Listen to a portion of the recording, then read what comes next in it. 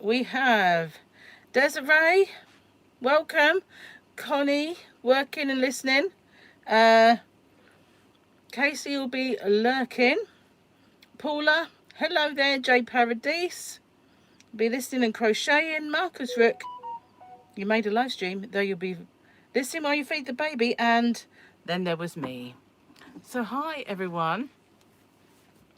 Um, I don't know. I was thinking maybe of doing some crochet until the chat cooks in. I don't know why, but I've been really hankering to get on with my whips, and but we'll see how it goes. How are you all? What have you all been up to? I brought myself a nice cup of biscuit tea. Bit messy. I've got a piece of lettuce that was stuck in my tooth. It's finally out. How embarrassing when that happens on camera, but at least it was lettuce. And so, you know, healthy. At least it was healthy. Who we got? Rebecca! Hello, Manthas Makes gave me a huge shout out a bit ago, did she? I did one for her too. Should come up at about 3, I reckon. I did a shout out video. I was supposed to do it, shout out Sunday. I did mention that I was going to do it, and I didn't get it done because of lots of things. I've been picking up yarn. Sorry, I've got like yarny nose again. So yeah, I didn't get to do my shout out Sunday because of lots of things going on. So I figured I went to the doctor's this morning, had my blood test.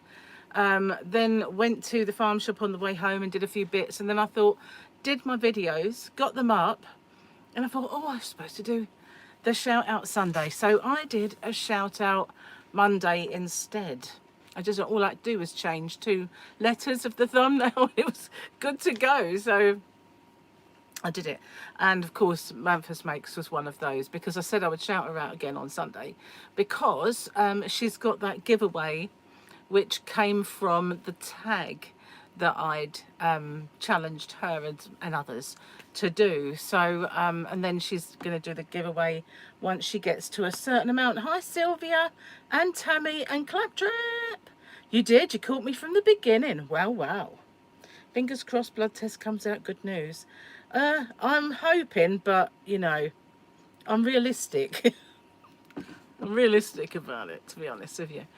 And the reason I'm realistic is because, well, some time ago, I had slightly high liver function, and I've done nothing to counteract that. In fact, I've done everything I could possibly do to make that a million times worse, you know. So I'm kind of not holding out a lot of hope that my blood test comes back glowing. It might be radioactive. It won't be glowing because I've been good. It'll be possibly glowing because it's about to kind of burst into flames on the page. Because I can imagine it'll be fatty liver disease, high cholesterol, and a diabetic all rolled into one disastrously unhealthy big blob of a person. So that's what it's going to come out at. And if I think that way, then anything less than that, it's got to be a bonus, hasn't it? Always think the worst and then you can be pleasantly surprised. Well, I can't imagine being pleasantly surprised, but you know, if I haven't got any of those things, or at least 1 or 2 of them, I'll take it as a win. Although I know that a good low carb diet can reverse a lot of sins, and so I'm itching to get on it. Funny enough, I'm just scratching my leg. I'm itching to get onto it. I'm scratching my leg because I've got shorts on, and the chair is scratchy. It's irritating me already. So yeah, I did my shout out video, and did Manthas Makes. So she shouted me out, did she? That's nice. That's really nice. Well, I did a few others, some that you will not expect, I should think. Thought I saw a spider, guys. I am so obsessed with spiders. You've carried on with the sewing the permanent calendar. I bought a year ago. Oh, that's nice. I I started making something new last night, and while I was sitting there doing it, I thought I shouldn't really be doing this. You know, I should be finishing off my whips and stuff. But you know, I've got the whips that I'm doing over on Crochet Rocks. I'm finishing them on live streams, and so I thought, well, I've got that one earmarked for that. And I wanted to use this yarn. Now, I remember I was sent this as Happy Mail, and there was the blue, green, and kind of white one as well. And I've got, I think, 4 of these and 3 of the other. There might be 4 and 4, but it looks like 3 and 4 and 3. So I started with the blue, green, and white one, making some just a square blanket. I thought I never make a square blanket. I make rectangular blankets because you think of them being longer than they are wide. But I thought, you know what, I'm just going to go and do a monstrous great square. Well, as much as I can with the yarn that I've got, because I need to make some car rugs. And I was watching Dexter, and I needed something that I could do without really taking my eyes off the screen too much. So it's not just a straightforward granny square, because, you know, I had to kind of zhuzh it up a little bit. So I have on the blue rounds, I decided the blue rounds were going to be spiky rounds. So yeah, that's what I've done. Now it's getting quite a size already, so I'm kind of having to chop and change the colours about and wind them up and be ready to change them when, you know, I run out. And as it gets bigger, I don't know if I'll have enough to go around, but then I can always bring in some new yarns, I guess, once I've done that. But yeah, I know I've got 20 million whips, but I've got another one now. But it was good because I can just mindlessly crochet without thinking about what I'm doing too much, and my fingers were wanting to do some, you know, when you kind of, you just sit there and you know you want to, but at the same time you want to pay attention because I'm getting towards the end of the whole series, not just the season.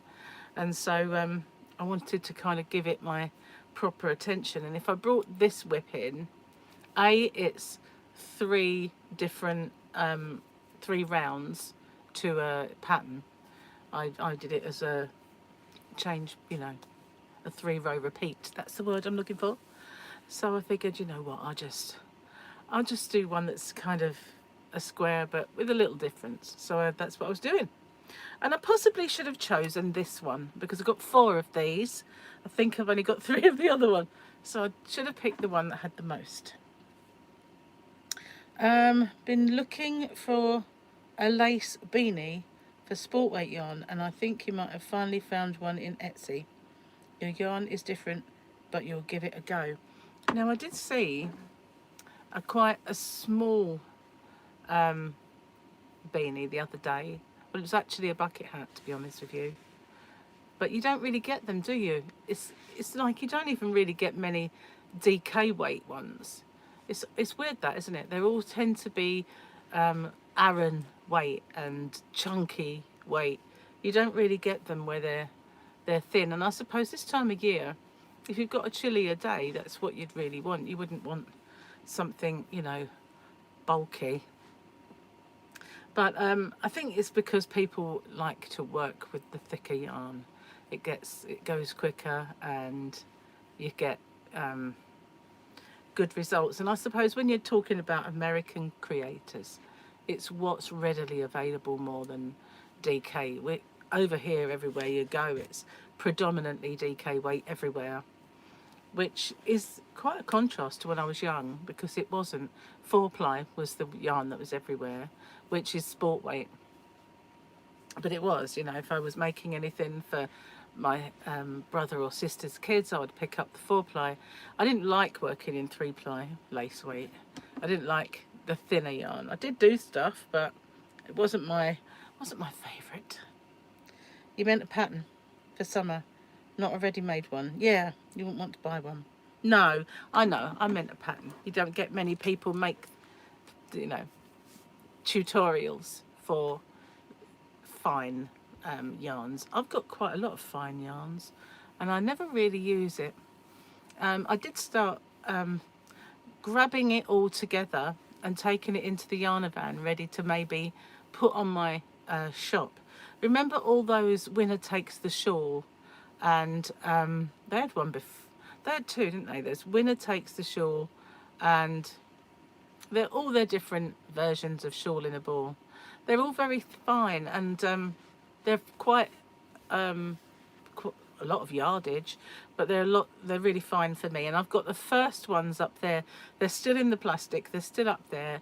There's the ones that are pink, there's ones that are blue, and I think there's ones that are mauve up there. And I've got quite a few balls of each. It makes some beautiful kind of lacy shawls, ponchos, or even lacy kind of blankets and stuff like that. Would really be pretty. But maybe I'll upload it to Hobby Rocks and see. I might even sell some on eBay, because I've been selling more on eBay lately. It's weird, because what happens is, if Hobby Rocks takes a nosedive and I don't get so many orders on Hobby Rocks, suddenly eBay will kick in and I end up with things getting sold on eBay, and then it switches back round again. And I've got this awful feeling that I spilt dinner on me. How bizarre, how embarrassing would that be? I had salad, and I did put salad cream on it, and a piece did drop on my chin, and I've got a feeling a blob of it went there. So I'm sitting here with a big blob of you know, honestly, can't even dress myself these days. What's going on? Let's have a cup of tea, make it all better. There you go. Nice cup of Bicky tea. I went into, well, I was over the mainland, so I decided to try the Aldi and see if they had any of the tea. So none. Well, no, they tell a lie. They had the biscuit tea, but that was all they had. And over our Aldi, they had all of them. They didn't have many Jaffa cake, which is Gary's favourite one now, and it's he wants me to get more. So afterwards, I took a sausage and egg muffin and had breakfast with Gary. And he said, "Are you going to go to our Aldi?" And I thought, no, I'm not going out anymore. So on the way home, I just went to the farm shop, because it is on the way home. And when I got in, I suddenly thought, why don't I go to shops anymore? What is it that actually, apart from spending money I don't want to spend, what is it that stops me? Now, years ago, when I was married, I would just go out, you know. I think, right, I'm going to go to Hempstead Valley, and I go and look around the shops. I'm going to go to Maidstone, and I'd go and either take one of the kids with me, or, you know, go on my own. But I would still go, and I would go shopping with friends, and I would be there all the time shopping. And now I didn't even want to go in another Aldi, not just shops, but I don't get in the car anymore and go Hempstead Valley or to shops or anything like that. And I don't know why. What is it that kind of has stopped me? Did I do it all when I was young and I've all shopped out? I really don't know. Julie, hello. And Mary. Hello, everyone. Don't forget the thummies. Good to see you. Glad you made it.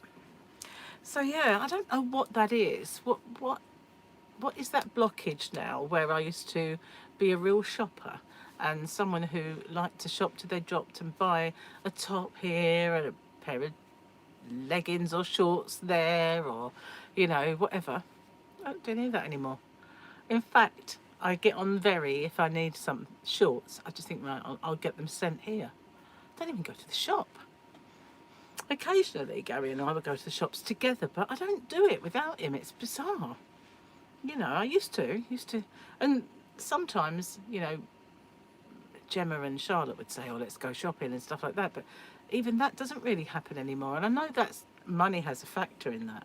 But since the pandemic and all of the kind of lockdown and everything else, all of that side of it just seems to have taken a nosedive. I'm no longer a person for shopping. Not even, you know, no, that Aldi hasn't got it, I'll go to another Aldi. What's that all about? Have I become kind of borderline agoraphobic. I don't think so, because I do go out, and I do go out with Gary, or if I've got a purpose. But I never used to have a purpose, you know. And when men are one of these kind of weird races that say, "Oh no, I don't need to go shopping. I don't need anything," whereas I don't need anything either. But I used to go. I didn't need it, but I was still gonna go. But I don't even do it anymore. I don't even check out what yarn they've got in the shops unless I'm doing it for a purpose. You like thinner yarns on their own. Coupled with another, it gives more possibilities. But you like chunky and everything in between. I think we're just all yarny enthusiasts, and we love our yarn, and we love. But I tend to not make things with 4-ply and 3-ply anymore, which is weird. Like I used to say when I was young, it was all 4-ply. I made 4-ply for everything to do with babies, whether it was blankets. In fact, the first ever baby blanket that I ever made was the one that I did as a cowl on my channel, and called it the very first blanket I ever made. And I made it, and it was lemon, pink, blue and white. And so you used exactly the same amount of blue as you did pink, by just alternating the rounds 3 and 4, and making so many squares of this and so many squares of that. And I've made that blanket a few times, because I made it for myself for when I had Paul, and I made it for lots of people that were having babies in the past, and I made it for Harley because I made it for Paul. And so when they had Harley, this is the blanket I made for Daddy, sort of thing. So yeah, I've made it. I'm going to put the fan up a little bit more, sorry. So yeah, I've made it a lot of times, but that was the very first thing that I ever made with DK weight, and it felt really chunky compared to what I used to make. And it did seem like a really fat yarn, but it really, now it's quite a thin yarn, isn't it, compared to, say, the Aran weight that we all have got used to because of, well, America basically. This is just not working, this fan today. It's not cooling me down at all. I actually made it home with the little bit of shopping that I did have from the farm shop. And then we had this huge thunderstorm, and it poured down with rain, and Gary decided yesterday, I'll leave all the garden chairs out from now on, just in time to get rained on, so that was great. But so if we do go out there now, we can't really sit on them because we get a wet bottom, but never mind. Making a top with the opium, taking a while, but you will finish it. It is odd to use, isn't it? Hi Sylvia! The teas are lovely. You was meant to go out today. You're putting it off till tomorrow.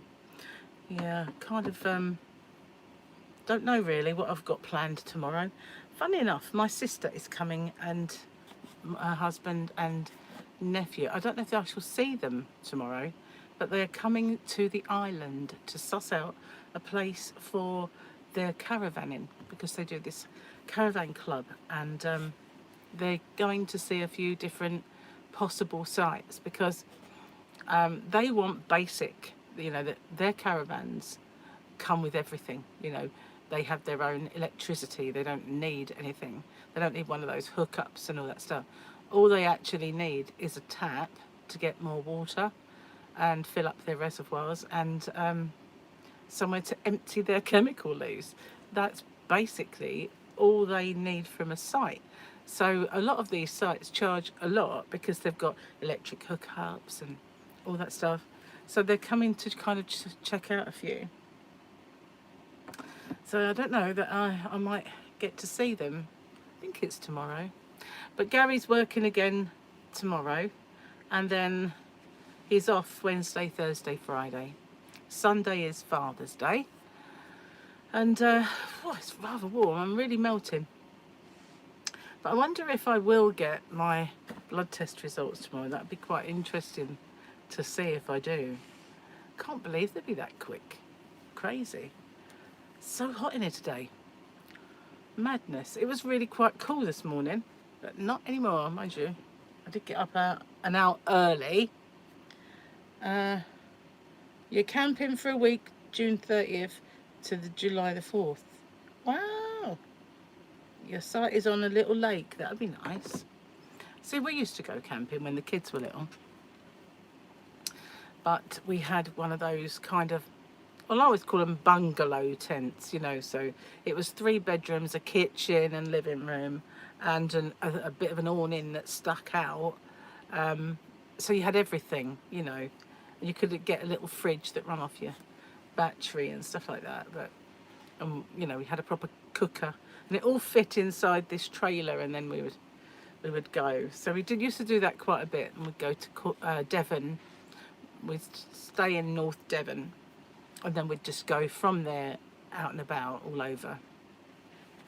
Did that quite a lot, at least twice a year, usually to the same area. We did go to a few other places, but we loved it there so much, and we hadn't seen it everywhere, so we decided, you know, just keep going back and seeing the whole area.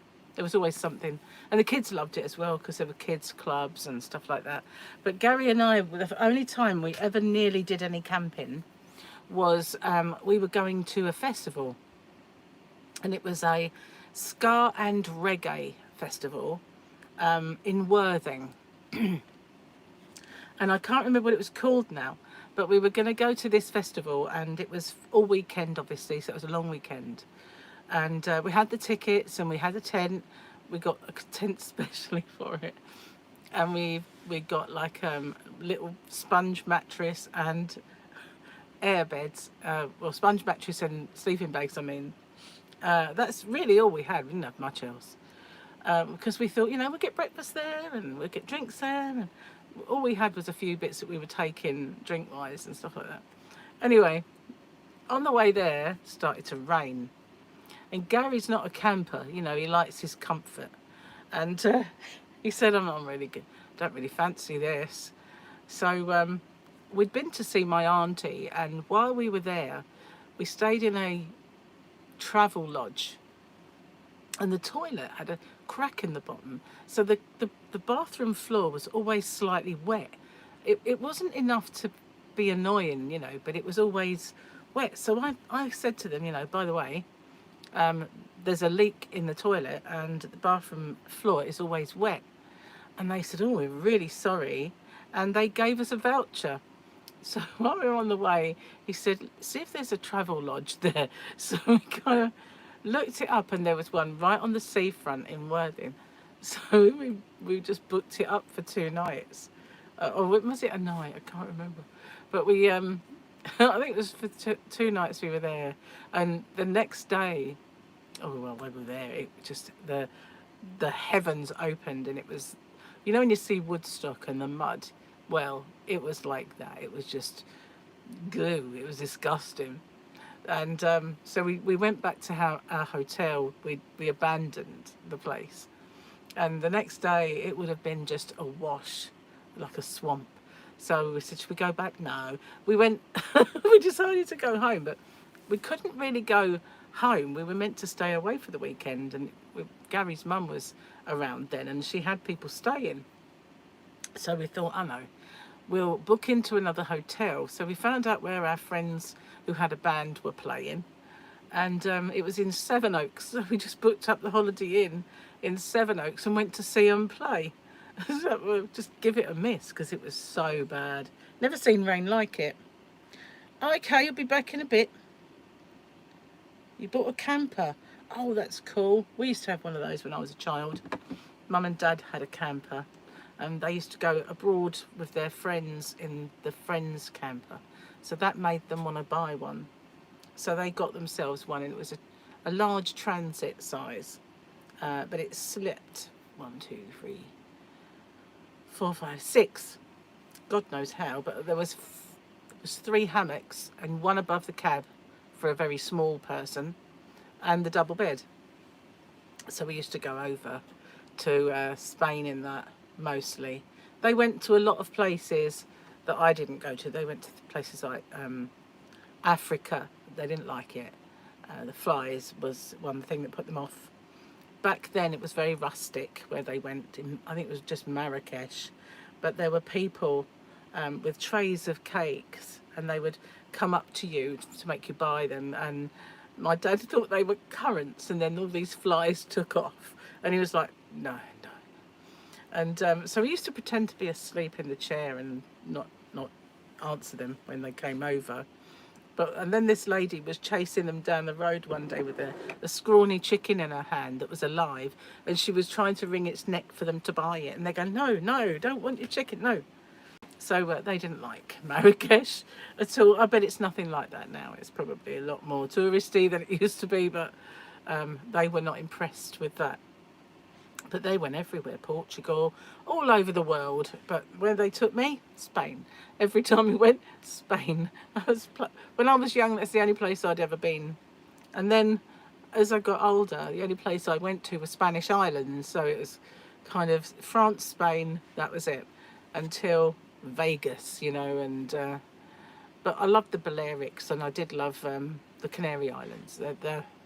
Didn't really go to mainland Spain as much, you know, when we were going on our packages, but we did go to islands. I like to see the islands.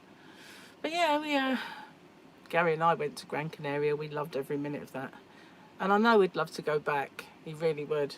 Cheers, guys. Gonna have a quick slurp. But yeah, camper was great fun.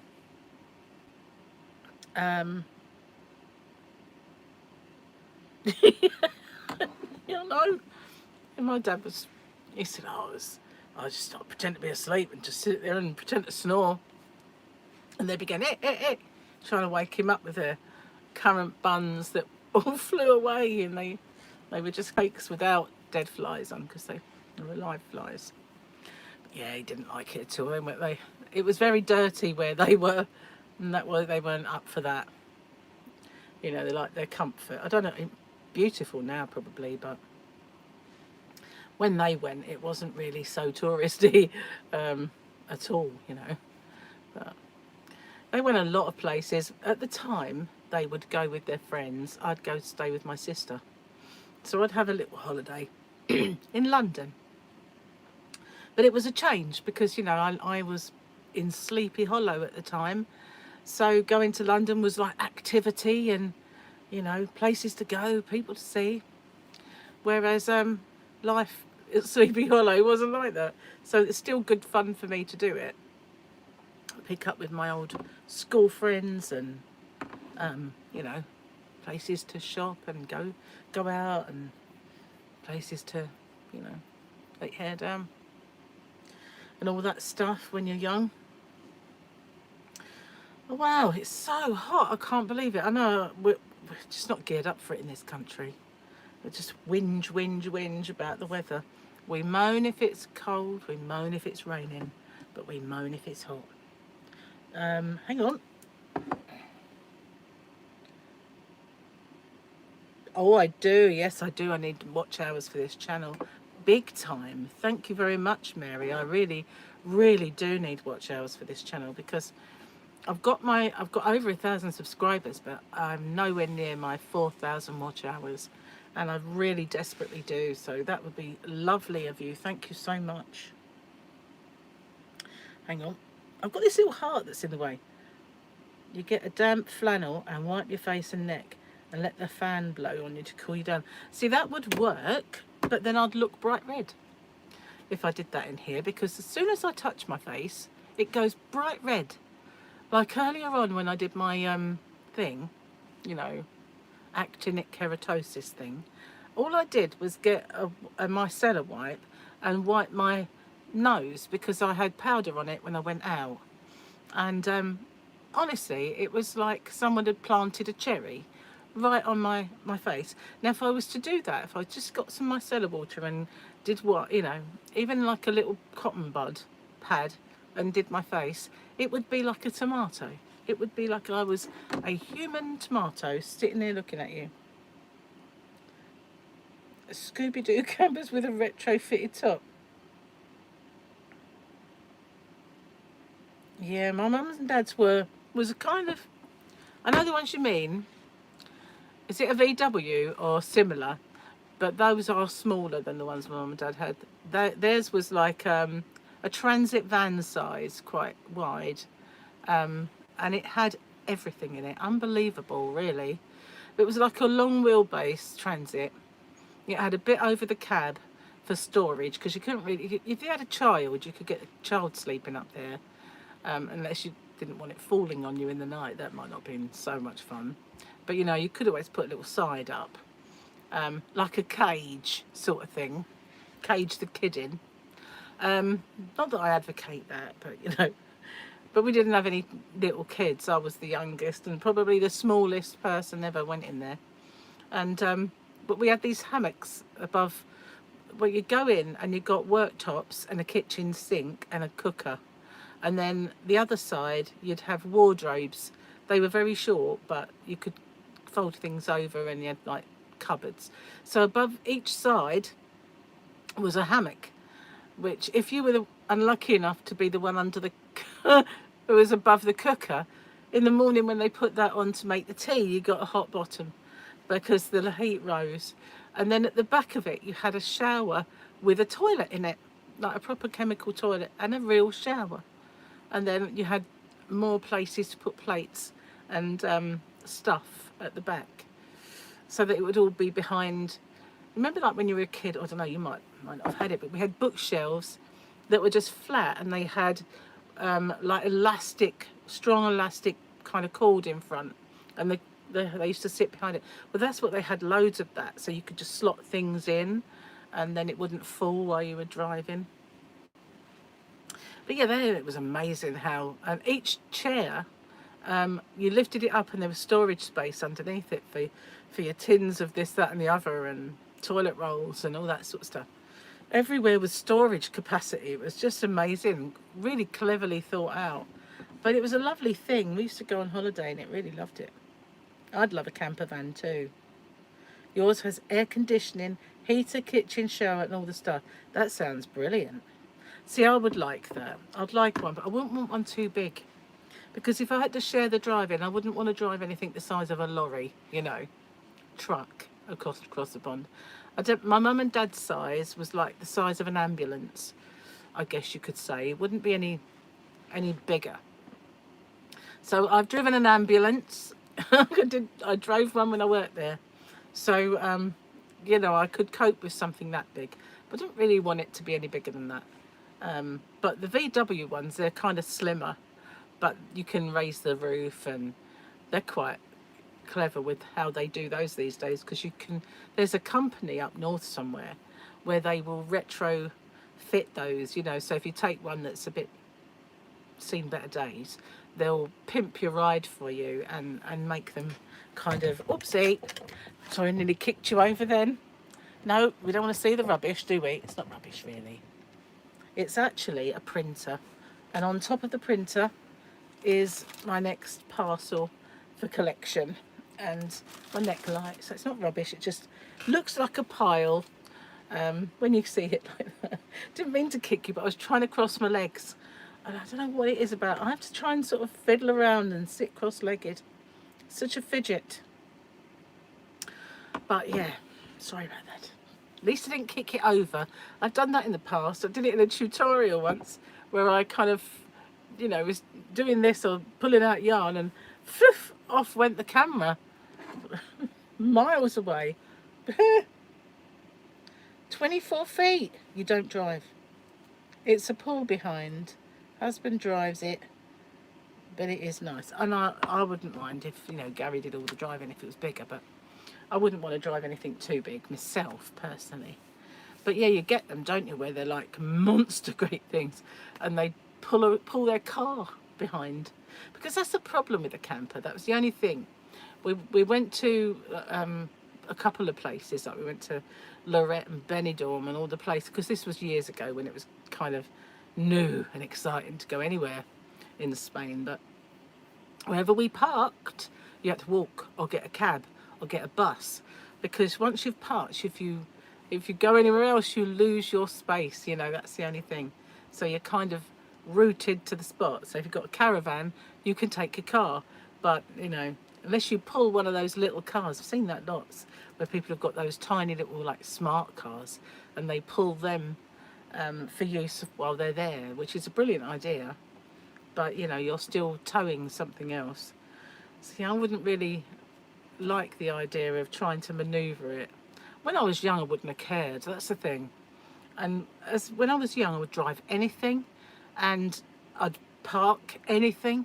It would, you know, nothing would faze me. But now it's like, oh, I don't really want to drive that. You know, I kind of got a little bit. I don't know if it's the enthusiasm for driving has waned over the years, or the desire to go and do it. I don't know, but now it's more like, not that I can't. It's just that it's like, nah, no, I don't want to do that. Thanks. 1970s VW. Top floors flaps to make a guard. Youngest son slept in the storage space when all 5 of us went camping.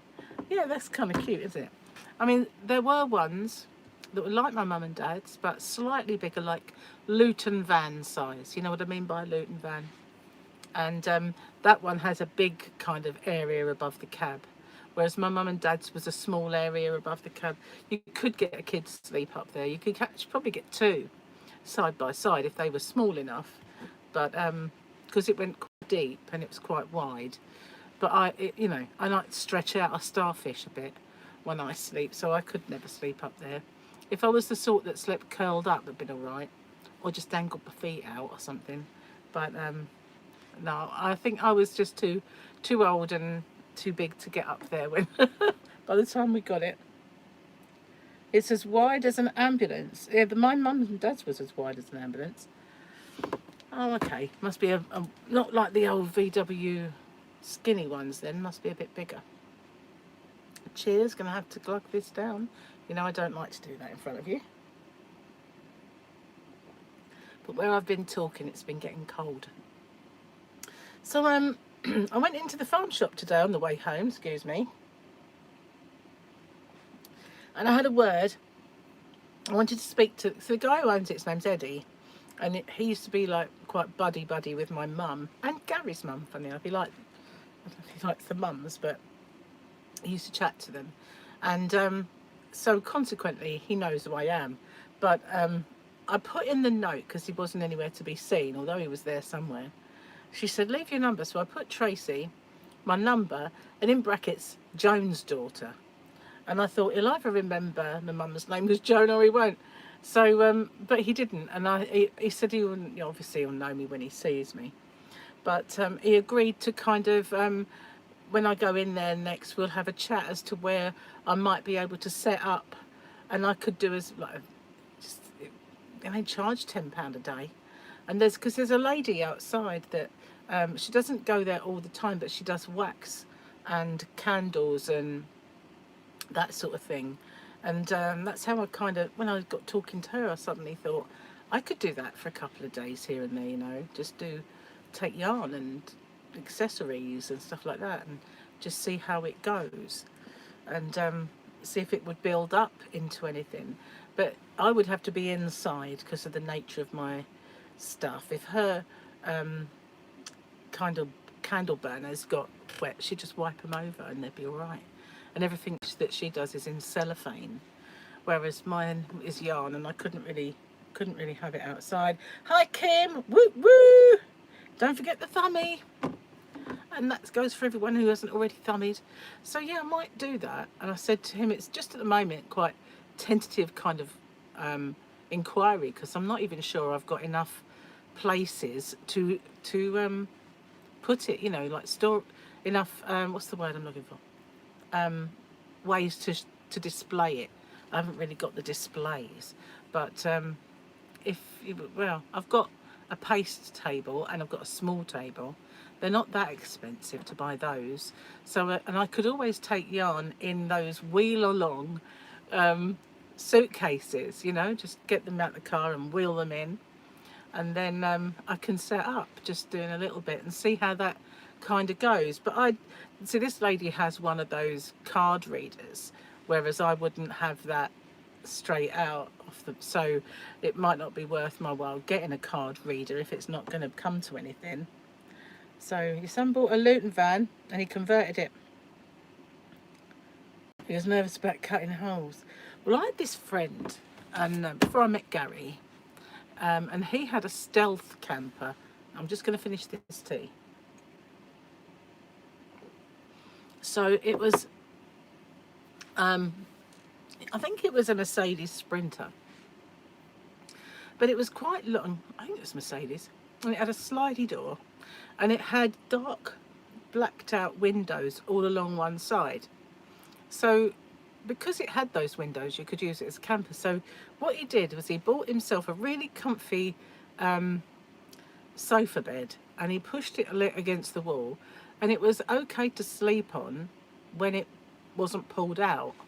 So he used to have that, and then he sectioned off the end, and he had a look like a toilet area, and he put in a cupboard and all that sort of stuff, and he called it his Stealth camper. And he did that himself, but it wasn't kind of plush or anything like that, you know, because you can really kit them out, and you can get them done by like that company up north that does the campers, the Volkswagen ones. They do, some of them look really lovely, and of course they've got new ones and they've got refurbed. They were on the local news once when they were talking about the resurgence of the VW camper vans, because you know, back in the day you used to get Australian students come over and they'd use those, and then it would practically give them away at the end, and there was so many of them, you just see them everywhere. But the beauty of the VWs was they went on forever, virtually. But yeah, I don't know, Gary's not a very good camper. I think if we had something like a motorhome he'd be fine, but he's not the sort to do tents. He doesn't like it. It's not his, he doesn't rough it, you know, he likes his creature comfort. So a camper van where you've got all those home comforts, that's okay, or a caravan where you've got home comforts, but he wouldn't like a tent, and he wouldn't like a basic kind of rough it holiday. He's not a rough it type. Yeah, make sure to label and price everything. Yeah, that's funnily enough, you say bus. That's how my mum and dad started off, because my mum used to run a pub, and it was, I've sort of touched on it in the past when I've done my out and about videos. She had a massive long bar that she used to manage, and it was a restaurant in the day and it was a disco, really thriving one at night time. And the people who owned it, she was quite friendly with them, and they used to sort of go out for meals and everything else. We all used to go, and with their kids as well. And one time they said, you know, they had a bus that they had converted, and it was really cool. And they said to my mum and dad, do you want to come on holiday with us? So that's how it started. And then they got rid of the bus, you know, they got rid of the double decker that they had, which was cute, really cute. But apparently, I think it was one of the old Wayfarer buses, and it was always like breaking down, needing new parts and this, that and the other. They had a lot of mileage. So they got themselves like a Greyhound bus, that sort of thing, big coach. And then they had that kitted out. So they used the coach, which was obviously a lot more comfy. To try it out, we all went to Dorset in it. And that was fun. Went to Dorset, and it was beautiful up there at Sandbanks and Poole, all around there. So yeah, then after that they took it abroad, and they went to Agadir, they went to Morocco, they went all over the world in this thing. So that's how it started for my mum and dad, going on holiday with them in their converted, humongous, great coach and the double-decker bus originally. But they wanted to, so my dad thought, oh, I'll buy an ambulance. So he bought an ambulance to convert, and this thing had an awful problem. It used to screech. It was obviously fan built, it just needed work doing on it, but it was falling apart. So, and my dad was going to do all this work and make it luxurious inside, and never did anything. So he sold it in the end, and then bought a camper that was already made. So that's what he did. But it was a lovely thing, and used to enjoy going out in that and going on holiday in it. Yeah, you can hire them, can't you? But they are rather expensive. Now, Gary and I, we like going to this thing called War and Peace, and it's usually in Kent every year. And every time I've been, it's been in Hythe, well, near Hythe. But it used to be at Paddock Wood, and they fell out with the people there, or couldn't do it anymore, and then they went to Hythe, and now there's a reason they can't do it in Hythe anymore. I think it was health and safety issues, I'm not sure. But they were then planning on going back to Paddock Wood, I don't know. Then we had all the pandemics and it stopped. So again, it's now on War and Peace. And whenever we've been day people, you know, just park the car, go round, wear yourself out, watch all the reenactments, see the tanks and the all the kind of stuff, because they have all warfare. They go from the First World War to the Cold War, you know, era, and so they have all the Russian tanks and things like that. So it's not just the Second World War, you know what I mean? It's everything. So yeah, we go there for the day and then that's it. But you can camp there. It's 3 days normally, 3 or 4 days, and some people camp there, so they take campers and all that sort of thing. And Gary would always says he'd love to do it, to see the nightlife, you know, because once we go home, that's when it all starts for them, those people that are doing those kind of motor shows and reenactments, and the people who've got the stalls there that sell authentic clothing or war memorabilia and bullets and stuff like that, and guns and all the stuff. And Gary loves it, absolutely loves it. So we couldn't go this year. We were going to be away, but now we're not going to be away, so you never know, we might go. But one of these days we would like to hire a camper and stay there, because it is fun. Well, where am I up to?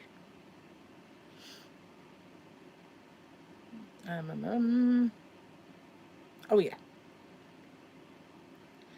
they used to live in a remodeled bus. Actually, I used to have a subscriber called Bus Life. Used to do that, I think. You use SumUp for your card reader. They're very reasonable. Oh, okay. What do you sell with your card reader?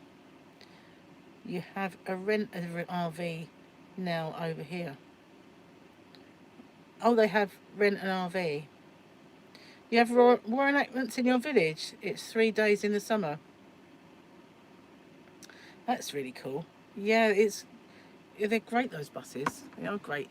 We used to get children's ones come round, Playbus.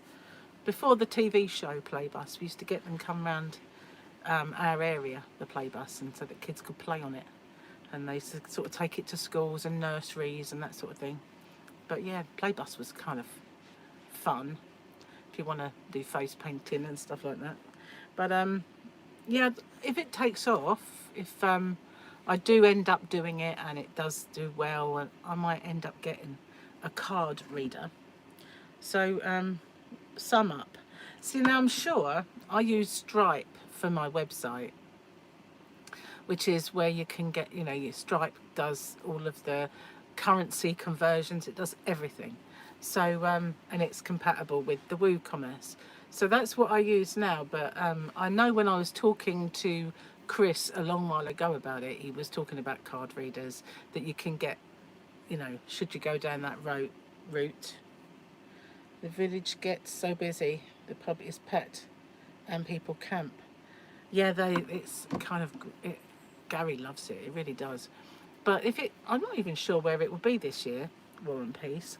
But there's also, we've got, not far from us, between us and Maidstone, we have a place called Detlin Showground. And they do something called the Military Odyssey there. And I think that goes right back to all kind of warfare. So it could be Roman, you know, that goes right back, any warfare. And every year we say, we'll do the Odyssey, we'll do the Odyssey. We've never been yet, never managed to get there. It's always Gary's working or something happens and we can't go. So we've never been to Odyssey. So you never know, maybe we will. But one time, hey Maritza, hola. We went to see Jamie. Was it last year or the year before? That always makes me think it's a spider, that knot. I'm going to have to paint it. So anyway, then I'll just ignore a blob thinking it's the knot. It would be a spider. So anyway, we went to see Jamie, and on the way we saw a sign that said Tank Museum. So I said, Gary, look, Tank Museum. Perhaps on the way home we'll go and check it out. So we did, and we went in this tank museum, and it was enormous. And I think it's Bovington or something like that. And they have the Fury tank, you know, the tank from the movie with Brad Pitt, Fury. So they have lots of stuff about that. But they have this thing called Tiger Day, and all the Tiger tanks do like battle reenactments, and it's a big kind of festival day of the Tiger tank. Gary loves tanks. He is obsessed with tanks. Honestly, he does loves a tank. Woo! Really, Julie? What date is it? You'll have to email me. Let me know the dates and everything, and we'll see. We'll check it against Gary's working. Oh, that would be cool, wouldn't it? Wouldn't that be fun? So yeah, he does love a bit of war. He does. And you remember we had this show, Combat Dealers. He was obsessed with that. We watched every single episode. I'm sure we watched a few more than once. I was saying to him, we've seen this one. Oh, I don't remember it. Yeah, I do. But no, I don't remember it. So we'd end up watching it again. But then he'd go, oh yeah, I remember that bit. As it finished, you know. Oh, I don't know. Men, their crazy toys and stuff they have. He always says, oh, I'd love to buy a Jeep. I'd love to buy a tank. I could get one and keep it out in the drive. And I go, no, you can't. And he said, you like convertibles? Let's get a Jeep. I went, I wanted something a bit more comfy. Although it would be definitely okay with our road. You've been Bovington. You've been too many times with the boys. Never been to a War and Peace. Don't know why. Must go this year. Yeah, it's cool. All right, that's cool. It's a very wacky show. Well, more wacky the better. Well, War and Peace is quite big, and they have like, so if it's over 4 days, then if you wanted to say, you know, you get the itinerary, and say if you wanted to see that particular reenactment, so those vehicles with that, you have to go on that particular day. We just normally take potluck and go whenever we can get in. So if, you know, Gary's working and we can go on the Friday, that's what we do. If we can go on the Sunday, that's what we do. But it's always good fun. We actually went in a tank.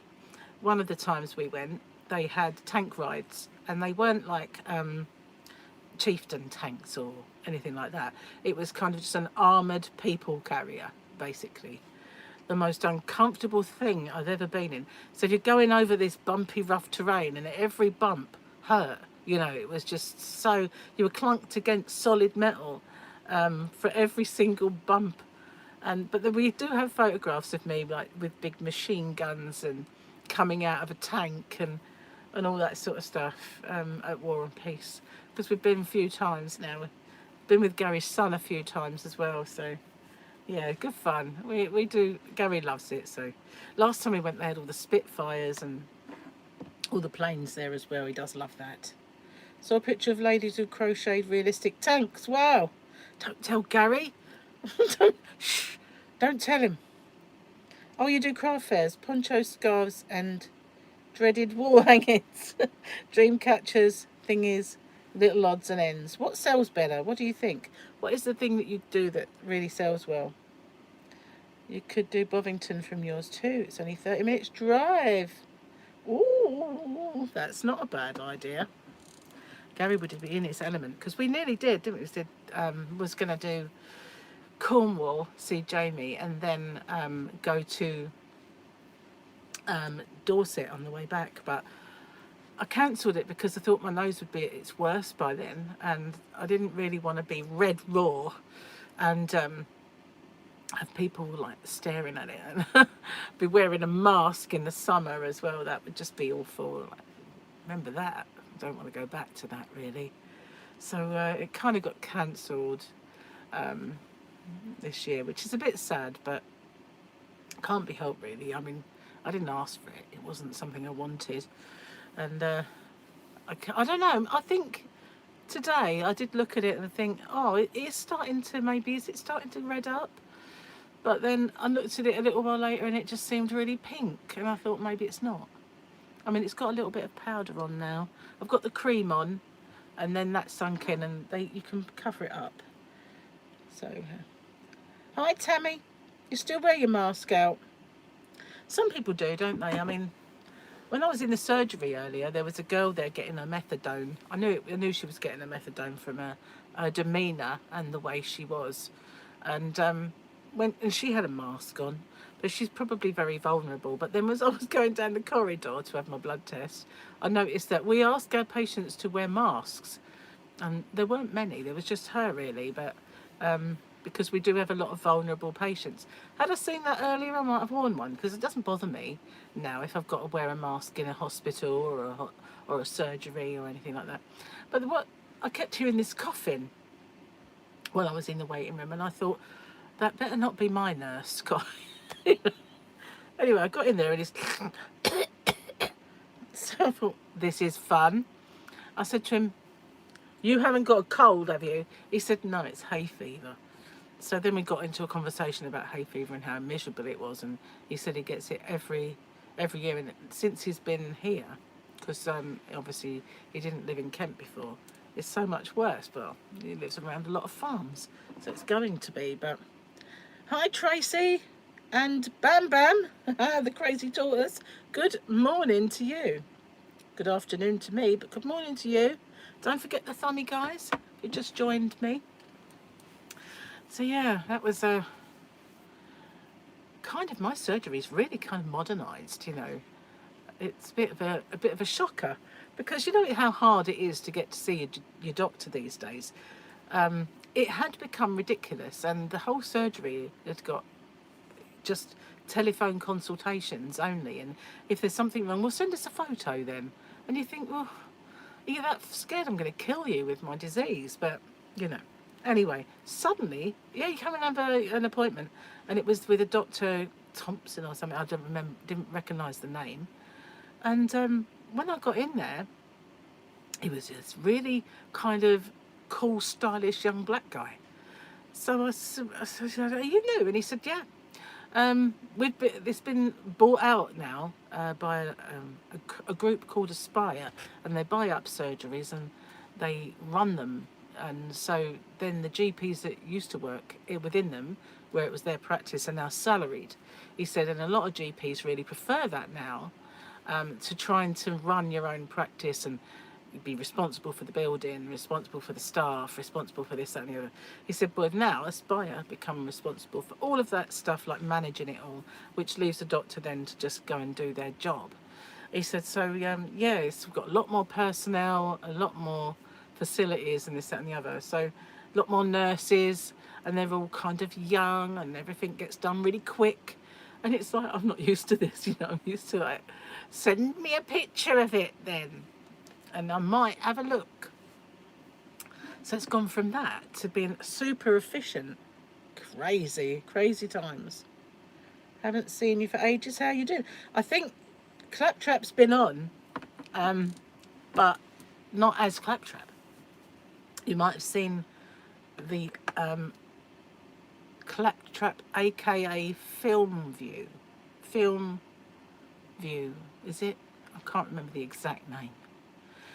Whew, I'm out of breath. I've been getting very wheezy lately, very out of breath. It is definitely a sign that I need to start low carbing and getting that done. And the only thing that's stopping me now is Father's Day, and I really need to get it on, you know, so I'm on what I call the wind down now. No more purchasing of anything naughty. Went in the farm shop today and I walked past Laysdown Bakery, because they have the most amazing cake.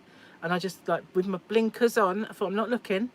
And I walked straight to the butcher bit, and I bought some minted lamb steaks, and I bought some potatoes, and then I left my phone number and I left.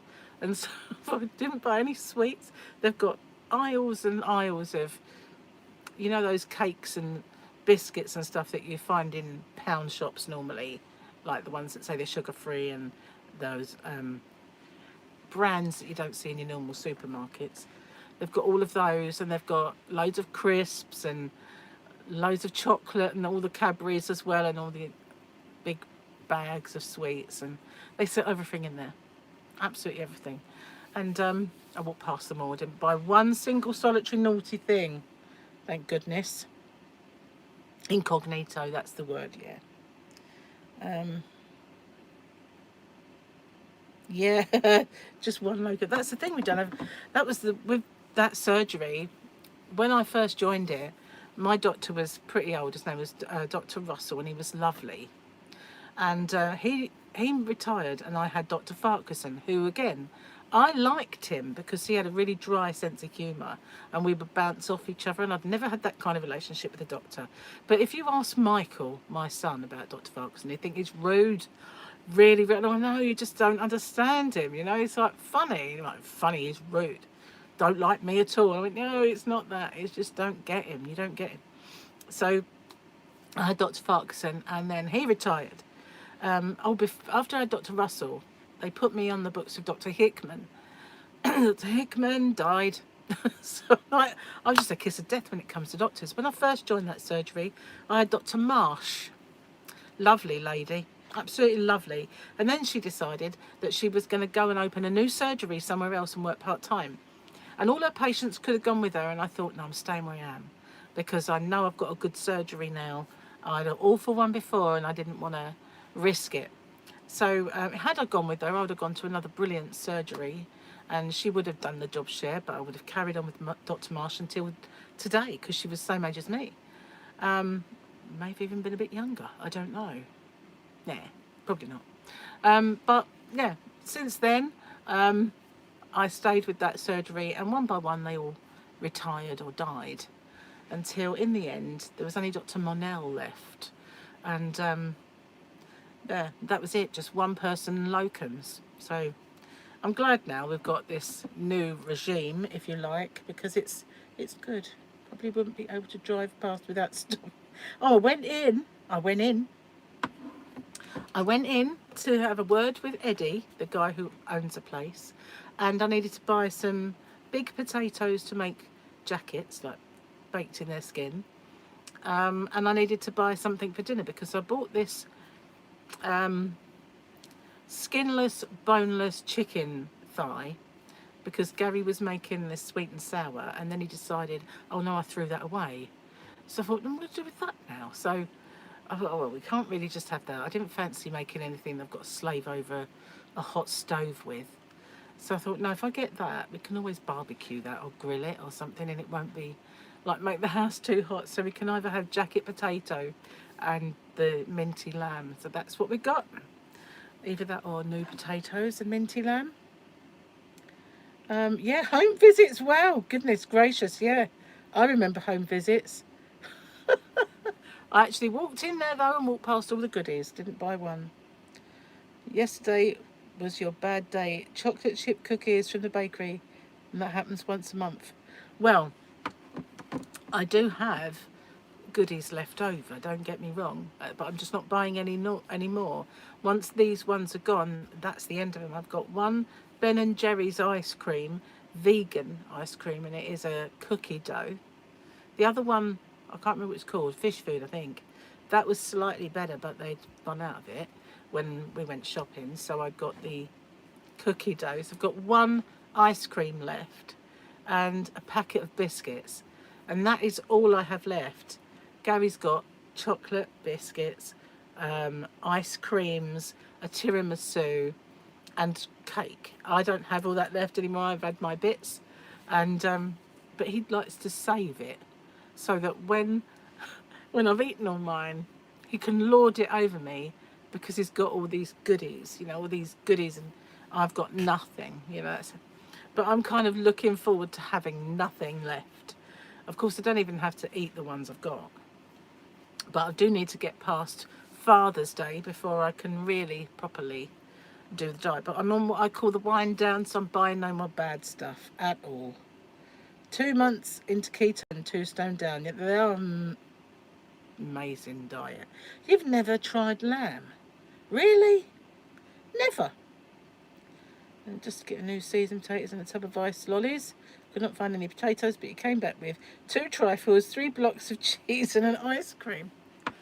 I can't eat cheese. I'm quite sad about that. In a way, I suppose the fact that I can't have dairy is a good thing, because, you know, Gary the other day came home with all these punnets of strawberries and 2 tubs of cream, and I said, who are they for? And he said, us. I went, you know, I can't have the cream, right? And he was like, oh, I forgot about that. So he said, do you want to go out and get some dairy? I went, no, not really. So in the end, I thought, to hell with it. It's only a stomach ache. I'll have the cream. I only have a little coating anyway. And the ice, the strawberries were quite bitter and sharp. They weren't, even with sugar on, they weren't that great. So anyway, they've gone, and he's going to use the rest of the cream for coffee, and that'll be the end of that. But you know, every now and then he forgets, and he says, "Oh, yeah, I'm going for cauliflower cheese," and I go, "You know, I can't have cheese. You know, I can't have cream." But yeah, one of these days he'll realise what consists of dairy, because he'll know, oh, she can't have that, but then he'll buy me something else that's dairy, and I can't have that. But you know, sometimes it's just a stomach ache, and I'll put up with it. It's like today in that baker's, they do the most amazing donuts, the most amazing gypsy tart, and really, really gorgeous bread pudding, and well, everything they make is amazing. But I just walked past it and didn't get anything, so I'm quite pleased with my little self. Come this evening, I won't be, when I'm craving it. I'll be thinking, why didn't you do it? Yeah, cheese is my favourite as well. I love really sharp kind of cheddar when it's melty. And Monterey Jack cheese. I love Monterey Jack. But it just cripples me with cramping stomach pains now. I can't. Never used to, but it does now. And unfortunately, there is no vegan cheese that is edible. It's all disgusting. Soft cheese isn't so bad. That's what I'll do with that chicken. I'll make an Alfredo before. I've got vegan soft cheese, so I'll make an Alfredo. Hopefully it won't be too hot. Mind you, I've got air conditioning, so I can make the house cold. The other day when it was really sweltering, the house was freezing. Absolutely freezing. I could walk in and go, oh, where's my coat? But it was lovely. Gypsy tart is amazing, isn't it? What's a gypsy tart? Well, it comes from Kent. It comes from the Isle of Sheppey, I believe, where I live. But it's condensed milk and brown sugar, and you whisk it up. I don't know the quantities, but you whisk it up and it becomes like a butterscotch, but thick and set. And then you put it in a pastry, like a sweet pastry flan case, and it is amazing. Just gorgeous. And it sticks to your spoon. But it's beautiful. It's like sort of set butterscotch. But it's really sweet, obviously, because it's it's like condensed milk and brown sugar whizzed up. And it becomes like this butterscotch colour. It's beautiful. But it is sweet. It is wonderful. It is. It's amazing. Hi, Ellie. Welcome. Don't forget the thummy. Ice cream, yogurt and chocolate are just as good. They are okay. But gypsy tart, oh. Your free strawberries instead of ice lollies. I was brought up in Kent and bangs on about gypsy tart. You've never heard of it. Well, if we do come, I will bring you some. Oh, I'm not allowed it though, are you? Maybe I won't. Maybe I'll bring in one. And some of those biscuits that he likes. Gary's favourite biscuits they are. Because what it is, if people order from me from hobbyrocks.co.uk, sometimes I put in biscuits. And a lot of people are like, oh, I just want to order from you to get those biscuits. Especially across the pond, because they are rather nice. It's like, Biscoffs! Biscoffs! Yeah, so, yeah, they are kind of, got quite a lot of them. Don't worry, I haven't run out. So, yeah, they are Gary's favourite, and they're individually, like, wrapped, there's 2 in a pack, and they've got wraparounds, so they're good for putting in orders. That, on some people really love the mints. I've got, like, I've got humbugs and cream mints, not, they're still sucky sweets, you know, like boiled sweets, but there's 2 types of mint, and I put some of those in. Sometimes people are like, oh, those mints are amazing. So they're like ordering from me from the goodies that you can get, as well as the extra yarny bits that I put in sometimes. You'd love me forever. You tried to make one a while ago, but it was a disaster. He was most upset. Oh, I did actually used to make them. I can't remember the quantities though, and I didn't write it down. But yeah, I used to make them because they're not that hard, really. If you get the quantities right, you whisk it up. It's really good. But yeah. If you were just lactose intolerant, you could buy tablets to convert any milk into lactose free. You haven't tried the biscuits yet. Oh, you need to. They are phenomenal. You ate yours straight away. They are lovely. They are really nice. Those are, used to get those when you go to a hotel. You just put them on the side of the teacups and stuff like that and put them in your hotel room. And then it went to those really hard things from Italy that I can't remember the name of. But they're really hard. You know the ones I mean? Biscotti. That's the thing. They're not. That's not biscuits. They're stale something or other. Not like our bickies anyway. Used to be really bad with ice cream, eating it every day, but not interested in it. The cookies are your weakness, so you don't buy them. Herbie goes once a month. See, that's me. I'm a biscuit freak. You have the 2 teas that I have, not the sleepy time one. No, that's that one there is decaffeinated for bedtime. That's why. He gets very excited when he sees a pink spotty bag. I know a way to a man's heart, you know. Yeah, biscottis are like they're going to break your teeth. They're not even that nice. You know, you can't dunk them. You can't dunk them in. No, I can't. If they're just, I don't know, something stale. I don't like them. You can tell I'm not a fan, right? But you know, my personality is sweet tooth. You know, I really do have a sweet tooth. And you know, when people are like, oh no, I'm a savoury person, I always look at them as if they're foreigners. You know, it's like, what? You're from Mars? You know, sweet tooth, big time. And I cannot. My kids used to say, why don't we have biscuits in our family like everybody else? Go over to my mate's house and they have a biscuit tin. Why can't we have a biscuit tin? Because I will scoff the lot as soon as I see them. If I buy them, they're gone. You know, I cannot just have 1 or 2. I eat the packet, and that's the way it is. So I don't buy them, because if I do, I'm going to eat them. But you know, can't resist it. And I used to be an area manager at Co-op Funeral Care. And I used to go around to these branches and I'd say, oh, you know, guys, do you want a cup of tea? And they say, yeah. I go in their kitchen like, oh, they've got biscuits. They'll come out, and they go out there. Where's all the biscuits gone? I don't know. But I'm terrible with biscuits. Cookies, I cannot resist them. It's just my biggest weakness. Now, I don't really hanker for chocolate. If I start eating it, then I think, oh, that's yummy. You know, and I might get like, oh, I fancy a twirl, you know, or something chocolatey like that. But it's the biscuits, you know, I cannot resist.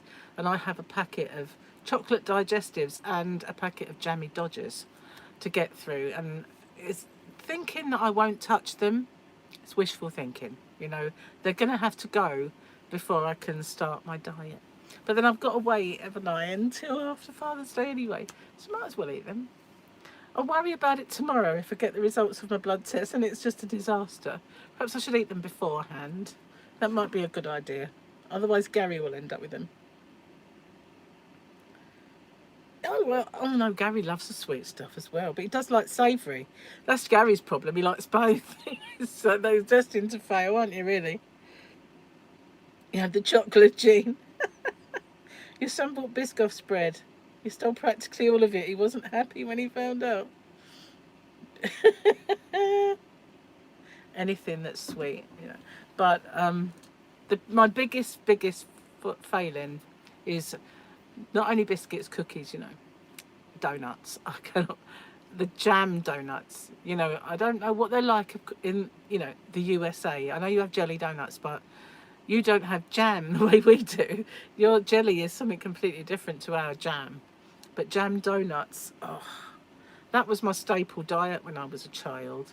My mum used to take me shopping and we'd have an egg and tomato roll, you know, a round one, soft one, not crusty. And for afters, a donut. And I used to have that near enough every day of my life. It's just like egg and tomato roll and a donut in Tea and Weber's in the precinct where we were, and a cup of tea to wash it down. It was just gorgeous. So whenever we went shopping on the Green, it used to be called Edmonton Green, and whenever we went there, we would always go in. And then if we went in the supermarket, she used to buy me a jelly in a jar, and you'd get a jar with jelly and fruit in it and a little spoon. And by the time we'd walk round, I'd have eaten it. And so she'd have to pay for an empty jar by the time we got round. But yeah, I always had a jelly in a jar. And I always had a donut and an egg and tomato roll. That's that was my childhood, guys. But I was skinny then. That's the thing. Oh, she would always, as well, when I was a child, she would buy me a big bag of pink wafers. And then she would plonk them, usually on my pram, because I was that small then. And I would just gnaw on these things until I got home. And I was a skinny child. Can you believe it? I couldn't eat like that now. The size of a house. Unreal. I